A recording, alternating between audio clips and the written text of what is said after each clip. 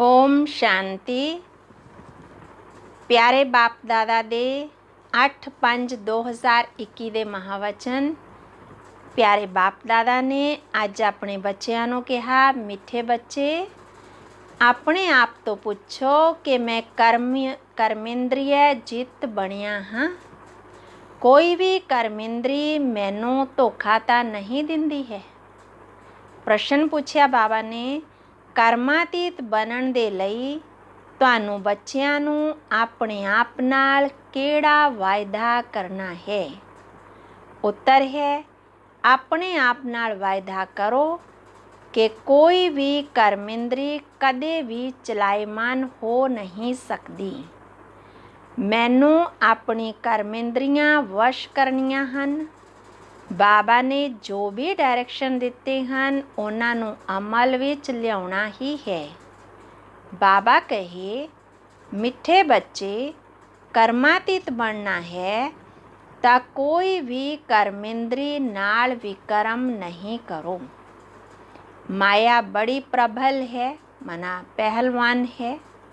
अखां धोखेबाज हन, इसलिए अपनी संभाल करो। ओम शांति। बच्चे आत्म अभिमानी हो के बैठे हो। बाबा ने अपने बच्चों को पूछा कि आत्म अभिमानी हो के बैठे हो। अपने आप तो पूछो, हर एक गल अपने आप नाल पुछनी पैंदी है।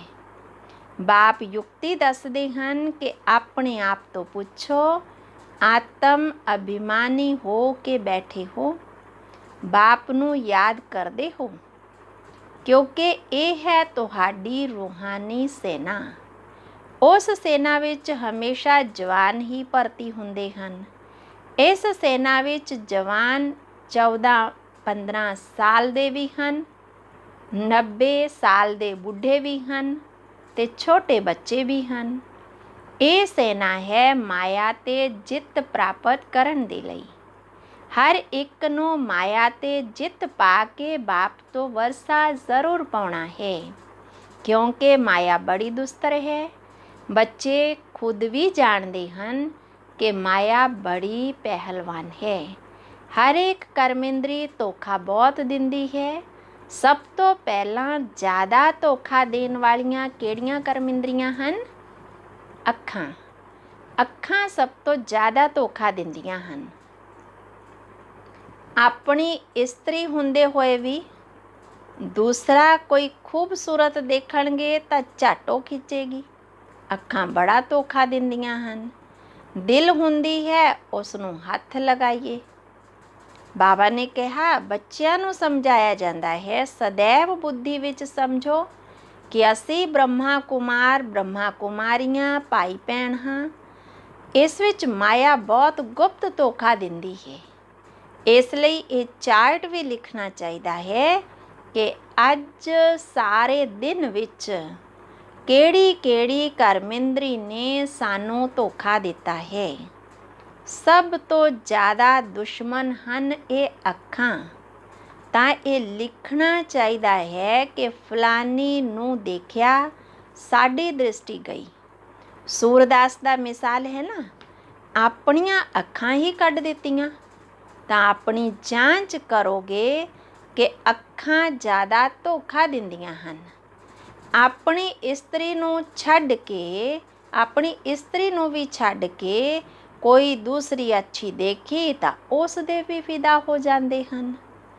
कोई गायन विच होशियार है, माना कोई गीत गाउण विच होशियार है, शिंगार बच्चा अच्छा होवेगा तो अखां झट चलायमान हो जाणगियां। इसलिए बाबा कहते हैं ये अखां बहुत धोखा दिंदियां हन। बेशक सेवा भी करते हैं, परंतु अखां बहुत धोखा दिंदियां हन।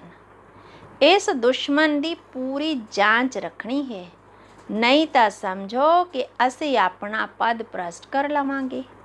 जो समझदार बच्चे हैं उन्होंने अपने कोल डायरी विच नोट करना चाहिए है। फलानी नू देखिया साड़ी दृष्टि गई तो फिर अपने आप नू आपे ही सज़ा देनी चाहिए है। बाबा कहते दो सज़ा अपने आप नू। भगती मार्ग विच पूजा दे टाइम बुद्धि होर तरफ भज जाती है ਤਾਂ ਆਪਣੇ ਆਪ ਨੂੰ ਚੁੰਡੀ ਵੱਢਦੇ ਹਨ ਨਾ। ਤਾਂ ਜਦੋਂ ਕੋਈ ਇਸਤਰੀ ਆਦਿ ਸਾਹਮਣੇ ਆਉਂਦੀ ਹੈ ਤਾਂ ਕਿਨਾਰਾ ਕਰ ਲੈਣਾ ਚਾਹੀਦਾ ਹੈ। ਮਨਾ ਖੜੇ ਹੋ ਕੇ ਦੇਖਣਾ, ਵਿਕਾਰੀ ਦ੍ਰਿਸ਼ਟੀ ਜਾਣੀ, ਤਾਂ ਬਾਬਾ ਕਹਿੰਦੇ ਇਸ ਤਰ੍ਹਾਂ ਨਹੀਂ ਕਰਨਾ ਚਾਹੀਦਾ। ਖੜੇ ਹੋ ਕੇ ਨਹੀਂ ਦੇਖਣਾ ਚਾਹੀਦਾ। ਅੱਖਾਂ ਬਹੁਤ ਧੋਖਾ ਦਿੰਦੀਆਂ ਹਨ, ਇਸ ਲਈ ਸੰਨਿਆਸੀ ਲੋਕ ਅੱਖਾਂ ਬੰਦ ਕਰਕੇ ਬੈਠਦੇ ਹਨ। ਤੁਹਾਨੂੰ ਬੱਚਿਆਂ ਨੂੰ ਤਾਂ ਬਹੁਤ ਮਿਹਨਤ ਕਰਨੀ ਚਾਹੀਦੀ ਹੈ। ਤੁਹਾਡਾ ਇਹ ਪੁਰਸ਼ੋਤਮ ਸੰਗਮ ਯੁੱਗ ਹੈ। ਪੁਰਸ਼ੋਤਮ ਅਕਸ਼ਰ ਜ਼ਰੂਰ ਲਿਖਣਾ ਚਾਹੀਦਾ ਹੈ। ਤਾਂ ਬਾਪ ਸਮਝਾਉਂਦੇ ਹਨ, ਬੱਚੇ ਬਹੁਤ ਮਿਹਨਤ ਕਰਨੀ ਹੈ। ਰੋਜ਼ ਰੋਜ਼ ਆਪਣਾ ਪੋਤਾ ਮਿਲ ਦੇਖੋ, ਕੋਈ ਕਰਮਿੰਦਰੀ ਨੇ ਧੋਖਾ ਤਾਂ ਨਹੀਂ ਦਿੱਤਾ। ਮੂੰਹ ਤੋਂ ਬਹੁਤ ਧੋਖਾ ਦਿੰਦਾ ਹੈ, ਮੂੰਹ ਵੀ। ਬਾਬਾ ਕਹਿੰਦੇ ਮੂੰਹ ਵੀ ਬਹੁਤ ਧੋਖਾ ਦਿੰਦਾ ਹੈ। ਅੱਜ ਬਾਬਾ ਇੱਕ ਇੱਕ ਕਰਮਿੰਦਰੀ ਦੇ ਬਾਰੇ ਪੁੱਛ ਰਹੇ ਹਨ ਕਿ ਕੀ ਧੋਖਾ ਦਿੰਦੀਆਂ ਹੈ। ਆਪਣੇ ਆਪ ਦੀ ਜਾਂਚ ਕਰੋ। ਰੋਜ਼ ਆਪਣਾ ਪੋਤਾ ਮੇਲ ਦੇਖੋ, ਕਿਹੜੀ ਕਰਮਿੰਦਰੀ ਨੇ ਧੋਖਾ ਦਿੱਤਾ। ਮੂੰਹ ਵੀ ਬਹੁਤ ਧੋਖਾ ਦਿੰਦਾ ਹੈ। ਅੱਗੇ ਤਾਂ ਕਚਹਿਰੀ ਹੁੰਦੀ ਸੀ, ਇਕੱਠੇ ਬੈਠਦੇ ਸੀ ਔਰ ਪੁੱਛਿਆ ਜਾਂਦਾ ਸੀ। ਸਭ ਆਪਣੀ ਭੁੱਲ ਦੱਸਦੇ ਸੀ। ਅਸੀਂ ਫਲਾਨੀ ਚੀਜ਼ ਛੁਪਾ ਕੇ ਖਾ ਲਈ। ਚੰਗੇ ਚੰਗੇ ਵੱਡੇ ਵੱਡੇ ਘਰ ਦੀਆਂ ਬੱਚੀਆਂ ਵੀ ਦੱਸ ਦਿੰਦੀਆਂ ਹਨ। ਇਸ ਤਰ੍ਹਾਂ ਮਾਇਆ ਵਾਰ ਕਰਦੀ ਹੈ। ਛਿਪਾ ਕੇ ਖਾਣਾ ਵੀ ਤਾਂ ਚੋਰੀ ਹੈ ਨਾ। ਸੋ ਵੀ ਬਾਬਾ ਦੇ ਸ਼ਿਵ ਬਾਬਾ ਦੇ ਯੱਗ ਦੀ ਚੋਰੀ, ਇਹ ਬਹੁਤ ਖਰਾਬ ਹੈ। ਕੱਖ ਦਾ ਚੋਰ ਸੋ ਲੱਖ ਦਾ ਚੋਰ। ਮਾਇਆ ਇੱਕਦਮ ਨੱਕ ਤੋਂ ਪਕੜ ਲੈਂਦੀ ਹੈ। ਇਹ ਆਦਤ ਬਹੁਤ ਬੁਰੀ ਹੈ। ਬੁਰੀ ਆਦਤ ਹੋਵੇਗੀ ਤਾਂ ਕੀ ਬਣੋਗੇ? ਸਵਰਗ ਵਿੱਚ ਤਾਂ ਜਾਣਾ ਕੋਈ ਵੱਡੀ ਗੱਲ ਨਹੀਂ ਹੈ, ਪਰੰਤੂ ਉਸ ਵਿੱਚ ਫਿਰ ਮਰਤਬਾ ਵੀ ਤਾਂ ਚਾਹੀਦਾ ਹੈ ਨਾ। ਕਿੱਥੇ ਰਾਜਾ ਰਾਣੀ, ਕਿੱਥੇ ਪ੍ਰਜਾ, ਕਿੰਨਾ ਫਰਕ ਹੈ। ਤਾਂ ਕਰਮ ਇੰਦਰੀਆਂ ਬਹੁਤ ਧੋਖਾ ਦੇਣ ਵਾਲੀਆਂ ਹਨ, ਉਸ ਦੀ ਸੰਭਾਲ ਕਰਨੀ ਚਾਹੀਦੀ ਹੈ। ਉੱਚਾ ਪਦ ਪਾਉਣਾ ਹੈ ਤਾਂ ਬਾਪ ਦੇ ਡਾਇਰੈਕਸ਼ਨ ਤੇ ਪੂਰਾ ਚੱਲਣਾ ਹੈ। ਬਾਪ ਡਾਇਰੈਕਸ਼ਨ ਦੇਣਗੇ, ਮਾਇਆ ਫਿਰ ਵਿੱਚ ਆ ਕਰਕੇ ਵਿਘਨ ਵੀ ਪਾਵੇਗੀ। ਬਾਬਾ ਕਹਿੰਦੇ ਬੱਚੇ ਭੁੱਲੋ ਮਤ, ਨਹੀਂ ਤਾਂ ਅੰਤ ਵਿੱਚ ਬਹੁਤ ਪਛਤਾਓਗੇ। ਨਾ ਪਾਸ ਹੋਣ ਨਾਲ ਫਿਰ ਸਾਖਸ਼ਾਤਕਾਰ ਵੀ ਹੋਵੇਗਾ। ਹੁਣ ਤੁਸੀਂ ਕਹਿੰਦੇ ਹੋ ਅਸੀਂ ਨਰ ਤੋਂ ਨਾਰਾਇਣ ਬਣ ਰਹੇ ਹਾਂ, ਤਾਂ ਆਪਣੇ ਆਪ ਨੂੰ ਪੁੱਛੋ, ਆਪਣਾ ਪੋਤਾ ਮੇਲ ਕੱਢੋ। ਬਹੁਤ ਹਨ ਜੋ ਮੁਸ਼ਕਲ ਸਮਝ ਕੇ ਅਮਲ ਵਿੱਚ ਲਿਆਉਂਦੇ ਹਨ, ਪਰੰਤੂ ਬਾਬਾ ਕਹਿੰਦੇ ਹਨ ਇਸ ਨਾਲ ਤੁਹਾਡੀ ਉੱਨਤੀ ਬਹੁਤ ਹੋਵੇਗੀ। ਸਾਰੇ ਦਿਨ ਦਾ ਪੋਤਾ ਮੇਲ ਕੱਢਣਾ ਚਾਹੀਦਾ ਹੈ। ਇਹ ਅੱਖਾਂ ਬਹੁਤ ਧੋਖਾ ਦਿੰਦੀਆਂ ਹਨ। ਕੋਈ ਨੂੰ ਦੇਖੋਗੇ, ਖਿਆਲ ਆਵੇਗਾ ਇਹ ਤਾਂ ਬਹੁਤ ਅੱਛੀ ਹੈ, ਤਾਂ ਫਿਰ ਗੱਲ ਕਰੋਗੇ। ਬਾਬਾ ਕਹਿੰਦੇ ਗੱਲ ਕਰਨ ਦੀ ਦਿਲ ਹੁੰਦੀ, ਫਿਰ ਦਿਲ ਹੁੰਦੀ ਉਸ ਨੂੰ ਸੌਗਾਤ ਦਵਾਂ, ਉਸ ਨੂੰ ਖਿਲਾਵਾਂ, ਬਸ ਉਹੀ ਚਿੰਤਨ ਰਹੇਗਾ। ਉੱਥੇ ਤਾਂ ਬਾਬਾ ਕਹਿੰਦੇ ਇਸ ਵਿੱਚ ਮਿਹਨਤ ਬੜੀ ਹੈ। ਬਾਬਾ ਕਹਿੰਦੇ ਸਤਯੁਗ ਵਿੱਚ ਤਾਂ ਕੋਈ ਚਿੰਤਾ ਦੀ ਗੱਲ ਨਹੀਂ ਹੈ ਨਾ, ਕਿਉਂਕਿ ਉੱਥੇ ਤਾਂ ਰਾਵਣ ਰਾਜ ਹੀ ਨਹੀਂ ਹੈ। ਉੱਥੇ ਵੀ ਚਿੰਤਾ ਹੋਵੇ ਫਿਰ ਨਰਕ ਅਤੇ ਸਵਰਗ ਵਿੱਚ ਕੀ ਫਰਕ ਰਹੇ। ਤਾਂ ਬੱਚੇ ਉੱਚਾ ਪਦ ਪਾਉਣ ਲਈ ਭਗਵਾਨ ਤੋਂ ਪੜ੍ਹਦੇ ਹਨ। ਬਾਪ ਸਮਝਾਉਂਦੇ ਹਨ ਮਾਇਆ ਨਿੰਦਾ ਕਰਾਉਂਦੀ ਹੈ। ਤੁਹਾਨੂੰ ਅਪਕਾਰ ਕੀਤਾ, ਮੈਂ ਉਪਕਾਰ ਤੁਸੀਂ ਤਾਂ ਬਾਬਾ ਕਹਿੰਦੇ ਮੇਰੇ ਤੇ ਅਪਕਾਰ ਕੀਤਾ, ਸਰਵਵਿਆਪੀ ਕਹਿ ਦਿੱਤਾ, ਕਣ ਕਣ ਵਿੱਚ ਕਹਿ ਦਿੱਤਾ, ਲੇਕਿਨ ਮੈਂ ਆਪਕੇ ਉੱਤੇ ਉਪਕਾਰ ਕਰਦਾ ਹਾਂ। ਬੱਚੇ ਅਗਰ ਤੁਹਾਡੀ ਕੁਦ੍ਰਿਸ਼ਟੀ ਰਹੀ ਤਾਂ ਆਪਣਾ ਹੀ ਨੁਕਸਾਨ ਕਰੋਗੇ ਨਾ। ਬਹੁਤ ਵੱਡੀ ਮੰਜ਼ਿਲ ਹੈ। ਇਸ ਲਈ ਬਾਬਾ ਕਹਿੰਦੇ ਆਪਣਾ ਪੋਤਾ ਮੇਲ ਦੇਖੋ, ਕੋਈ ਵਿਕਰਮ ਤਾਂ ਨਹੀਂ ਕੀਤਾ, ਕਿਸੇ ਨੂੰ ਧੋਖਾ ਤਾਂ ਨਹੀਂ ਦਿੱਤਾ। ਹੁਣ ਵਿਕਰਮਾ ਜੀਤ ਬਣਨਾ ਹੈ। ਵਿਕਰਮਾ ਜੀਤ ਦੇ ਸੰਵਤ ਦਾ ਕਿਸ ਨੂੰ ਵੀ ਪਤਾ ਨਹੀਂ ਹੈ ਸਿਵਾਏ ਤੁਹਾਡੇ ਬੱਚਿਆਂ ਦੇ। ਬਾਪ ਨੇ ਸਮਝਾਇਆ ਵਿਕਰਮਾ ਜੀਤ ਨੂੰ 5000 ਸਾਲ ਹੋਏ, ਫਿਰ ਵਿਕਰਮ ਕਰਦੇ ਹਨ ਤਾਂ ਵਾਮ ਮਾਰਗ ਵਿੱਚ ਚਲੇ ਜਾਂਦੇ, ਵਿਕਾਰੀ ਮਾਰਗ ਵਿੱਚ। ਕਰਮ ਅਕਰਮ ਵਿਕਰਮ ਅੱਖਰ ਤਾਂ ਹਨ ਨਾ। ਮਾਇਆ ਦੇ ਰਾਜ ਵਿੱਚ ਮਨੁੱਖ ਜੋ ਵੀ ਕਰਮ ਕਰਦੇ ਉਹ ਵਿਕਰਮ ਹੀ ਬਣ ਜਾਂਦਾ ਹੈ। ਤਾਂ ਸਤਯੁਗ ਵਿੱਚ ਬਾਬਾ ਕਹਿੰਦੇ ਕੋਈ ਵਿਕਰਮ ਨਹੀਂ ਹੋਵੇਗਾ। ਹੁਣ ਤੁਹਾਨੂੰ ਗਿਆਨ ਦਾ ਤੀਸਰਾ ਨੇਤਰ ਮਿਲਿਆ ਹੈ, ਤੁਸੀਂ ਤ੍ਰਿਨੇਤਰੀ ਬਣੇ ਹੋ। ਤਾਂ ਤ੍ਰਿਕਾਲਦਰਸ਼ੀ ਤ੍ਰਿਨੇਤਰੀ ਬਣਾਉਣ ਵਾਲਾ ਤਾਂ ਬਾਪ ਹੀ ਹੈ ਨਾ। ਤੁਸੀਂ ਆਸਤਿਕ ਬਣੇ ਹੋ ਤਾਂ ਤ੍ਰਿਕਾਲਦਰਸ਼ੀ ਬਣੇ ਹੋ। ਸਾਰੇ ਡਰਾਮਾ ਦਾ ਰਾਜ ਵੀ ਬੁੱਧੀ ਵਿੱਚ ਹੈ ਨਾ। ਤੁਸੀਂ ਕਹਿੰਦੇ ਹੋ ਕਿ ਬਾਪ ਬਾਬਾ ਕਹਿੰਦੇ ਹਨ ਕਿ ਬਾਪ ਨੂੰ ਯਾਦ ਕਰੋ ਤਾਂ ਵਿਕਰਮ ਵਿਨਾਸ਼ ਹੋਣਗੇ। ਫਿਰ ਦੂਸਰੇ ਅਗਰ ਕੋਈ ਪਾਪ ਕਰਮ ਕਰੋਗੇ ਤਾਂ 100 ਗੁਣਾ ਪਾਪ ਲੱਗ ਜਾਵੇਗਾ।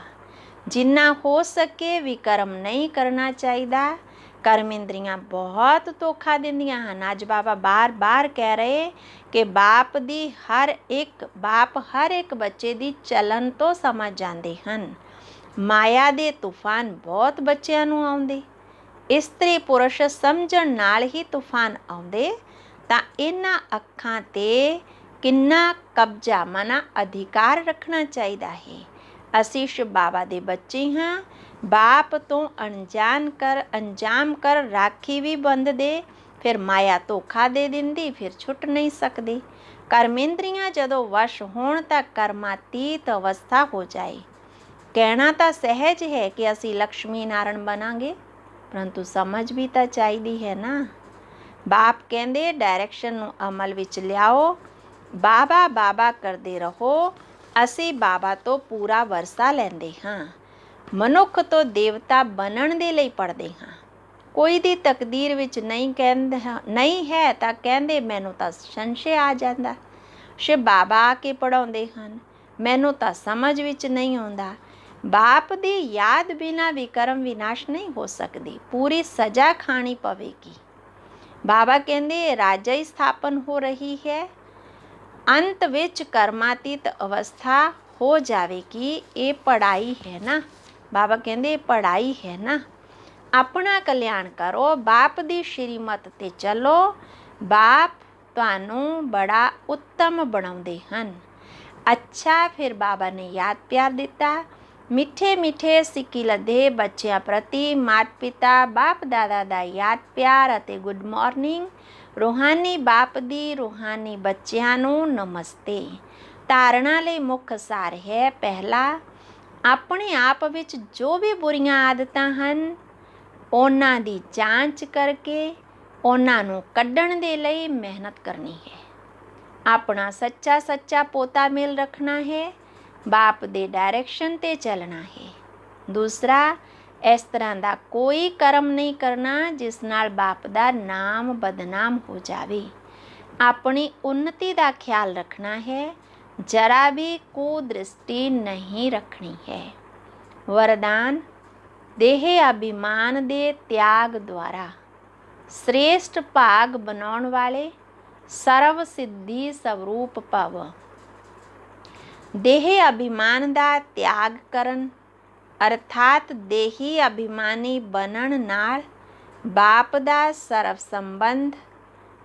ਦੇ ਨਾਲ ਸਰਵ ਸੰਬੰਧ ਸਰਵ ਸ਼ਕਤੀਆਂ ਦਾ ਅਨੁਭਵ ਹੁੰਦਾ ਹੈ। ਇਹ ਅਨੁਭਵ ਹੀ ਸੰਗਮ ਯੁਗ ਦਾ ਸਰਵ ਸ੍ਰੇਸ਼ਟ ਭਾਗ ਹੈ।